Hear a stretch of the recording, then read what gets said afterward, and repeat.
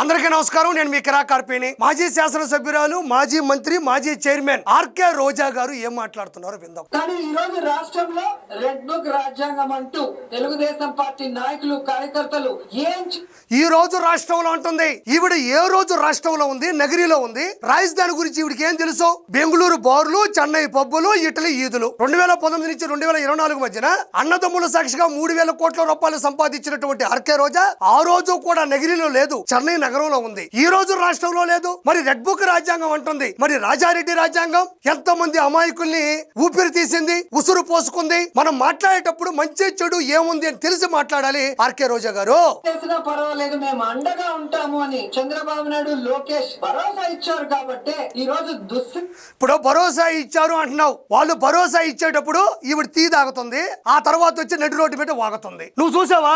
భరోసా ఇచ్చేది నువ్వు చూసావా? భుజం తట్టడం నువ్వు చూసావా? వాళ్ళని వెనకేసుకొని వచ్చింది చూసావా? మరి నువ్వు ఏమీ చూడనప్పుడు ఇలాంటి అసత్య ప్రసారాలు, ప్రచారాలు ఎందుకు చేస్తున్నావు? మరి నాకు అర్థం కాని విషయం ఏంటంటే, నువ్వు వస్తే వస్తావు, పక్కన పెట్టు. ఈ రోజు వైఎస్ఆర్సీపీ వాళ్ళ పరిస్థితి ఎలా అయిపోయిందంటే, భారతదేశంలో మ్యాన్ పవర్ ఉంటది, రకరకాల పనులకు వాళ్ళు షిఫ్టుల్లో వెళ్తా ఉంటారు. ఈ రోజు అదే మ్యాన్ పవర్ వైఎస్ఆర్సీపీలో ఉంది. ఈ రోజు రకరకాల షిఫ్టులు. ఒక షిఫ్ట్ ఏమో ఆర్కే రోజమ్మ పేమెంట్ ఇస్తారు, పేపర్ ఇస్తారు, ఏది చెప్తే అది వచ్చి మాట్లాడతాం. ఒక షిఫ్ట్ తర్వాత లక్ష్మీ భారతమ్మ పేమెంట్ ఇస్తారు, పేపర్ ఇస్తారు, బట్టి వచ్చి ఏది చెప్తే అది మాట్లాడేస్తుంది. శ్యామలమ్మ ఇంకొక షిఫ్ట్, విడతల రజనమ్మ ఇంకొక షిఫ్ట్. ఏమైనా అన్న ఏది పంపిస్తే, ఇప్పుడు ఫర్ ఎగ్జాంపుల్ చిన్నప్పుడు మనం బట్టి పడతాం, 2 1 2 2 2 4 2 3 6 అంటే ఓకే, 2 7 30 అంటే 14 వస్తుంది. కానీ వీళ్ళకి అనవసరం. జగన్మోహన్ రెడ్డి అని 30 అనమన్నాడు, మేము అంటాం అంతే. అలాంటి స్క్రిప్ట్లే ఇవి. వీళ్ళు చూడు పాపం ఎప్పుడో ఒకసారి వస్తుంది తోక చుక్క మాదిరి. వీళ్ళు ఉదయం నుంచి నిలబడు, వీళ్ళ మొహంలో చూడు పాపం ఏమన్నా సంతోషం సందడి ఉందా? ఇతనైతే ఎప్పుడు పోతాదా అని, ఇతనేమో ఇవన్నీ మాకెందుకమ్మా తల్లి, ఎందుకు ఏమని పిలిపించినావు నువ్వు అని ఈయన. ఈవిడేమో మరి ఈవిడకున్నంత సబ్జెక్టు, నాలెడ్జ్, సత్తా ఎవరికి లేనట్టు ఈవిడ ఎక్స్ప్రెషన్. మరి ఏడ నిలబడతారు వీళ్ళు? 2019 నుంచి 2024 మధ్యన కార్యకర్తలను ఇబ్బంది పెట్టి, మళ్ళీ మీరేమో 3,000 కోట్ల రూపాయలు సంపాదించుకొని వీళ్ళకేమో 3 పూట్ల అన్నం లేకుండా ఇబ్బంది పెడితే వాళ్ళు ఎలా ఉంటారని నేను ప్రశ్నిస్తున్నాను. లాగా తయారై ఈరోజు తెలుగుదేశం పార్టీ నాయకులు ఎలా బిహేవ్ చేస్తున్నారో మీ అందరూ గమనిస్తున్నారు. ఇప్పుడు ఇక్కడ గమనిస్తున్నారు అంటుందయ్యా ఈవిడ. ఎవరూ గమనించట్లే. పోలవరం పనులు, అమరావతి అభివృద్ధి, సంక్షేమ పథకాలు, కొద్ది రోజుల్లోనే తల్లికి వందనం అన్ని కూడా సమృద్ధిగా జనాలకు అందుతా ఉంది. జనాలు సంతోషంగా వాళ్ళ పనులు వాళ్ళు చేసుకుంటున్నారు. గమనిస్తున్నారు అంటున్నావు. నువ్వు ఎంత తీరిగ్గా, నీ అంత ఖాళీగా ఎవరు లేరు ఇక్కడ. జగన్మోహన్ రెడ్డి ఏమో అక్కడ యలహంక ప్యాలెస్ లో, నువ్వేమో ఏడబడితే ఆడ ఖాళీగా ఉండి జనాలు గమనిస్తున్నారంట. ఏ జనాలు గమనిస్తున్నారు? నువ్వు గమనించి నాకు చెప్తే నేను గమనించి ప్రజలకు చెప్తా. ఎందుకు ఈ మాటలు? చంద్రబాబు, లోకేష్ మేల్కొనండి. మీరు ఏమ్మా ఎవరిని నిద్ర లేపాలా? పులివెందుల శాసనసభ్యుడిగా అన్నా నువ్వు గెలిచావు, నువ్వు అసెంబ్లీకి అడుగు పెట్టాలి అని నిద్రపోతున్న అన్న ముఖం మీద దబర్ నీళ్లు పోసి లేపు. సొంత చెల్లిని, కన్న తల్లిని పట్టించుకోకుండా రోడ్డు మీద వదిలేసావు, పార్టీ డ్యామేజ్ అయిపోతుంది అని అన్న ముఖం మీద దబర్ నీళ్లు పోసి లేపు. తప్పుడు పనులు చేస్తున్నటువంటి దొంగలని, దౌర్జన్యాలు చేస్తున్న వాళ్ళని, కిరాయి హంతకులని నువ్వు వెనక ముందు చూసుకోకుండా వెళ్ళి వాళ్ళని పరామర్శిస్తున్నావు. తెనాల్లో కొంతమందిని మొన్న సీదిరి అప్పలరాజు కొడుకుని పరామర్శించావు. చాలా ఇబ్బంది అవుతుందన్నా, నువ్వేదో ఒక మైకులో ఉన్నావు అని ముఖం మీద దబర్ నీళ్లు పోసి నువ్వు మేలుకొల్పాలా. మేలుకొల్పాల్సింది ఎవరిని? అన్నని మేలుకొల్పాలా, గుర్తుపెట్టుకో. ఓ అమ్మా, ఎంత పెద్ద మాట. చరిత్ర పుటల్లో చరిత్రహీనులుగా మిగిలిపోతారంట. ఎవరు చరిత్ర పుటల్లో చరిత్రహీనులుగా మిగిలిపోతారమ్మా? 14 లక్షల కోట్ల అప్పుని ఆంధ్రప్రదేశ్ మీద రుద్దినటువంటి జగన్మోహన్ రెడ్డి చరిత్రహీనుడు. సొంత చెల్లిని, కన్న తల్లిని బయటపడేశాడు. అతను చరిత్రహీనుడు. ఎవరైతే అమాయకులు ఉంటారో, తోటా చంద్రయ్య, నందం సుబ్బయ్య, డాక్టర్ సుధాకర్, డ్రైవర్ సుబ్రహ్మణ్యం, ఇలాంటి వాళ్ళని పట్ట పగలు చంపించేసి ఈరోజు వాళ్ళని, కుటుంబాన్ని అనాథలుగా చేశాడు చూడు, అతను చరిత్రహీనుడు. కాబట్టి చరిత్రహీనుడు ఎవరు అనేది నువ్వు గుర్తు పెట్టుకోవాలని నేను నీకు మరోసారి గుర్తు చేస్తున్నా. చూడండి, జాగ్రత్త సార్, హెచ్చరిస్తుంది ఈవిడ హెచ్చరికలు మామూలుగా ఉండవు, అది జాగ్రత్త. పవన్ కళ్యాణ్ కానీ పవన్ కళ్యాణ్ కి ప్యాకేజ్ ఇస్తే తప్ప, స్క్రిప్ట్ ఇస్తే తప్ప వచ్చి మాట్లాడటానికి నోరు. పవన్ కళ్యాణ్ గారు ప్యాకేజ్ తీసుకుంటారు, స్క్రిప్ట్ తీసుకుంటారు అంటున్నావు. పవన్ కళ్యాణ్ గారు ప్యాకేజ్ తీసుకోరు. పవన్ కళ్యాణ్ గారు ప్రజల బాధల్ని, ఇబ్బందుల్ని, కష్టాల్ని, నష్టాల్ని, పేదరికాన్ని తీసుకుని నిద్రాహారాలు మాని వాటిని నిర్మూలించడానికి కష్టపడుతున్నాడు అంతే తప్ప పవన్ కళ్యాణ్ గారు ప్యాకేజీలు తీసుకోరు. పవన్ కళ్యాణ్ స్క్రిప్టులు తీసుకోరు.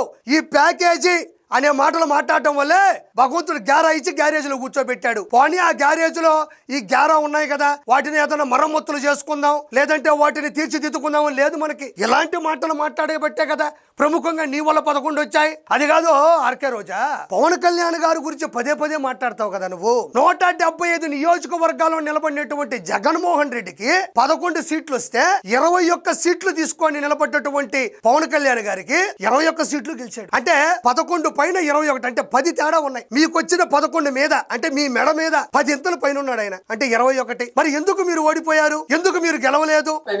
ఇలాంటి ఒక డిప్యూటీ సీఎం మన రాష్ట్రంలో ఉండటం మన దురదృష్టం. చంద్రబాబు నాయుడు లాంటి ఎమోషన్స్ లేనివాడు. అంటే ఇలాంటి డిప్యూటీ సీఎం ఉంటే దురదృష్టం అంటాయా? మరి అదృష్టం అంటే ఏంటి అంటే 2026 క్యాలెండర్ తీసుకుంటే 12 నెలలు 365 రోజులు ఉంటాయి. అందులో మనం ప్రముఖంగా సూక్ష్మ దర్శనం పెట్టుకొని గాని భూతత్వం పెట్టుకొని చూస్తే తిథులు, నక్షత్రాలు, పక్షాలు, కార్తెలు వీటన్నిటిని కాచి వడపోడ్చి ప్రముఖ పంతుల దగ్గరికి వెళ్ళి చూపిస్తే ఎవరయ్యా అదృష్టవంతుడు అంటే అసెంబ్లీలో అడుగు పెట్టని జగన్మోహన్ రెడ్డి అని వస్తుంది. ఇంకెవరు అదృష్టవంతులు కాదమ్మా, ఆయన ఒక్కడే అదృష్టవంతుడు, మిగతా వాళ్ళందరూ కూడా దురదృష్టవంతులు. ప్రజలంటే ప్రేమ మన దురదృష్టం. చంద్రబాబు నాయుడు లాంటి ఎమోషన్స్ లేనివాడు.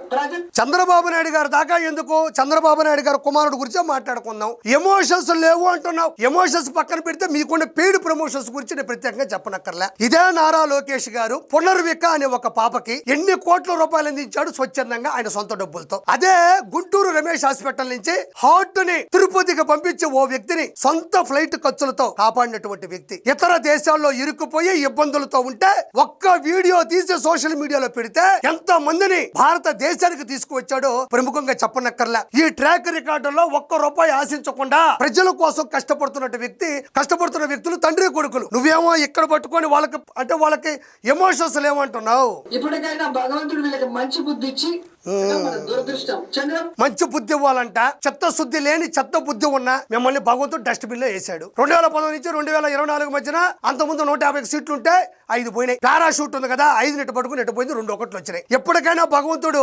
2024 తర్వాత మీకు మంచి చేస్తారని అనుకుంటే ఎంతకింతకి దిగజారిపోతున్నారు. కాబట్టి ఆర్కే రోజా గారు భవిష్యత్తులో నువ్వు గాని నీ పార్టీ గాని తుడిచిపెట్టుకుపోతుంది తప్ప ప్రజల మీద నిలబడే పరిస్థితులు లేదని మరోసారి గుర్తు చేసుకుంటావు. ఇక్కడ చివరిగా డెడ్ ఎండ్ పాయింట్ లో ఆర్కే రోజా గారు మరి నిన్న అంతా అయిపోయిన తర్వాత మళ్ళీ ఇంకొక రోడ్డు అనుకుంటుంది. ఏ రోడ్డు ఓసారి చూడండి, ఏమనుకోద్దా చూడండి. మొత్తం జగన్ 2.0 సూపర్ యాప్. జగన్ అందరికి ఒకటి ఇచ్చేసింది. వీళ్ళే కొంచెం వైడ్ ఫ్రేమ్ వచ్చినట్టుంది. అదే జగన్ 2.0 లేడీస్ ఉన్నారు, పెద్ద ఆయన ఉన్నాడు, ఈయనైతే రెగ్యులర్ గా ఉంటాడు. ఇదనమాట జగన్ 2.0లో ఒక QR కోడ్ పెట్టి అన్న సూపర్ యాప్ ఇది. దాంట్లో కానీ వెళ్ళారంటే మీ భవిష్యత్తు మారిపోద్ది. ఇంత ముందేమో డిజిటల్ బుక్ అని పెట్టాడు. మీకు ఏదైనా సమస్య ఉంటే అందులోకి వచ్చాను అన్నాడు.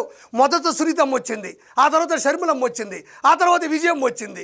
దెబ్బతో దాన్ని క్లోజ్ చేసి డిలీట్ చేశాడు. డిజిటల్ బుక్ అని పెట్టాడు. ఏ రోజు నోటు బుక్ మీద హోంవర్క్ చేయనటువంటి వ్యక్తి డిజిటల్ బుక్ పెడితే ఎలా ఉంటుంది? సొంత పార్టీ వాళ్ళే అందులో చేరితే వచ్చేది మన ప్రభుత్వమే.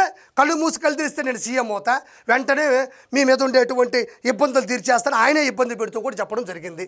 అయితే చూడండి, ఈ జగన్ 2.0 సూపర్ యాప్ కాదండి మనకు కావాల్సింది. ఆర్కే రోజా గారు పట్టుకోవాల్సినటువంటి QR కోడ్ ఏంది అంటే ఇది చూడండి. Jagan 1.0 flop app. ఇది పట్టుకోవాలి, నిజంగా ఇదే పట్టుకోవాలి. మరి ఈ QR కోడ్లో ఈ యాప్లో ఫ్లాప్ యాప్ అంటున్నారు. అంటే 1.0 అంటే 2019 నుంచి 2024 మధ్యన ఆయన చేసినటువంటి అహింసలు అవన్నీ ఎలా ఉన్నాయో ఒకసారి మనం కూడా చూద్దాం. ప్రజలారా ఒకసారి చూడండి. స్కాన్ చేస్తున్నాను, ఏమొస్తుందో చూద్దాం. ఇదిగోండి, ఇది జగన్ 1.0లో రౌండ్గా ఏదో ఉంది, ఫ్లాప్ యాప్ అని వచ్చింది. ఇది చూడండి. మీకు దీంట్లో అంటే QR కోడ్ యూజ్ అవుతుంది. రోజారెడ్డి గారే పట్టుకొని ఉన్నారు కదా. అందులో ఏముందనేది అంటే QR కోడ్ పనిచేస్తుందని చెప్తాను. దీన్ని కూడా దయచేసి తీసుకోండి, మీకు వస్తుంది. సో దీంట్లో ఏముందో నేను ఒకసారి చూపిస్తాను. ఒక నిమిషం చూడండి. ఇది ఇలా ఉండాలన్నమాట. ఇలాంటి పట్టుకుంటే మనం పైకి వస్తాం. జగన్ 1.0 ఇందులో ఉన్నటువంటి అంటే ఫస్ట్ ఆయన పరిపాలించినప్పుడు బాయ్ బాబాయ్, ఎంజాయ్ విత్ గంజాయ్, బ్యాటిల్ విత్ బాటిల్, వీధికో స్విమ్మింగ్ పూల్, ఎదిరిస్తే వేసేస్తా, ప్రకృతి కకృతి, నా భూతే నా భవిష్యత్తు, ప్యాన్ ఇండియా ప్యాలెస్లు, భార్య ముద్దు తల్లి చెల్లి వద్దు, బాయ్ బాబాయ్, అయ్యో బాబాయ్. ఈ ఫ్లాప్ యాప్ని దయచేసి QR కోడ్లో తీసుకొని డౌన్లోడ్ చేసుకోండి. 2019 నుంచి 2024 మధ్య ఉన్నటువంటి ఫ్లాప్ యాప్ ఇది. అంతే తప్ప సూపర్ యాప్ దాకా రావాల్సిన అవసరం లేదు. నేను ముందుగా చూపిస్తున్నాను. మీకు ఇంకా కావాలంటే ఈ స్క్రీన్ లో చూడండి, ఈ క్యూఆర్ కోడ్ ని నేను విడమర్చి ఇవ్వడం జరిగింది. దీన్ని దయచేసి ఒకసారి మీరు కూడా క్యూఆర్ కోడ్ ని కొంచెం తీసుకుంటే తెలుస్తుంది అని చెప్తున్నాను. కాబట్టి రానున్న రోజుల్లో ఎలాంటి పరిస్థితులు మీకు ఉండబోతున్నాయి. ఆర్కే రోజమ్మ, ఇంకా దయచేసి నువ్వు ప్రెస్ మీట్లు పెట్టబాకు. ఏదైనా షూటింగ్లు ప్రమోషన్లు చేసుకోమని మనస్ఫూర్తి కోరుకుంటూ నేను మీ కిరా కార్పేని.